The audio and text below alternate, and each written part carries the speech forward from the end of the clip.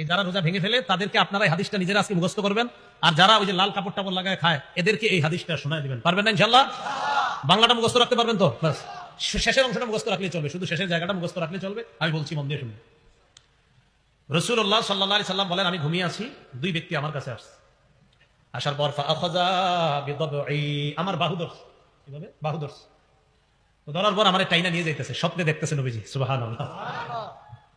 নবীজি বলেন, আমারে নিয়ে যাইতেছে, যাইতে যাইতে দেখলাম ফাআতায়া বি জাবালান ওয়া'রা, আমার একটা পাহাড়ের কাছে নিয়ে গিয়েছে, আমার একটা পাহাড়ের কাছে নিয়ে গিয়েছে।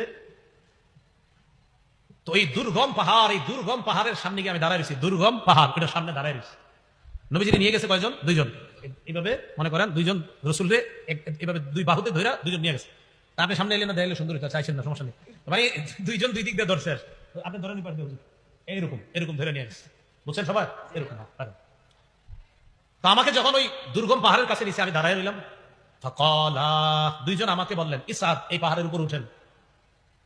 তো আমি জবাব দিলাম, লা উতিকুহু, না না আমি পারবো না, এই দুর্গম পাহাড়ে, এই পাহাড়ে কে উঠবে, আমি পারবো না। নবীজি বলেন, ওই দুইজন নবীজিকে বললেন, সানুসাহিলুহু লাকা, আপনি টেনশন করেন না, পাহাড়ে ওঠা আমরা দুইজন আপনার জন্য সহজ করে দিব।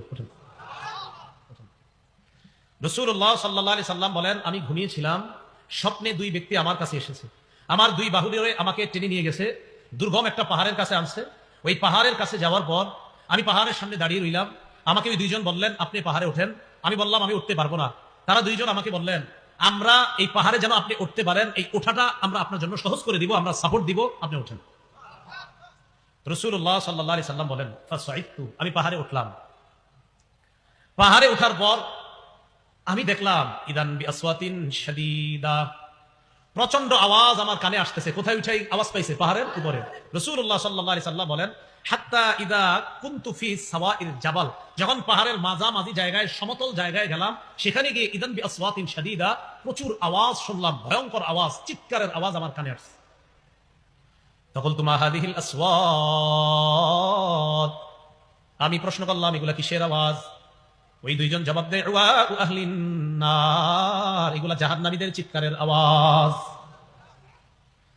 নবীজি বলেন, সুম্মান তালাকা বি, এরপর আমাকে সামনের দিকে নিয়ে যায়, যাইতে লাগলাম, যাইতে যাইতে ফাইদা আনা বিকাউমিন মুআল্লাকিনা বিআরাকিবিহিম মুশাক্কাকাতিন আশদাকুহুম, যাইতে যাইতে হঠাৎ আমি একদল মানুষের সামনে গেলাম, তাদের দিকে তাকায় দেখলাম পাগুলা উপরের দিকে বেঁধে রাখা, পাগুলা বেঁধে রাখা, মাথা নিচে।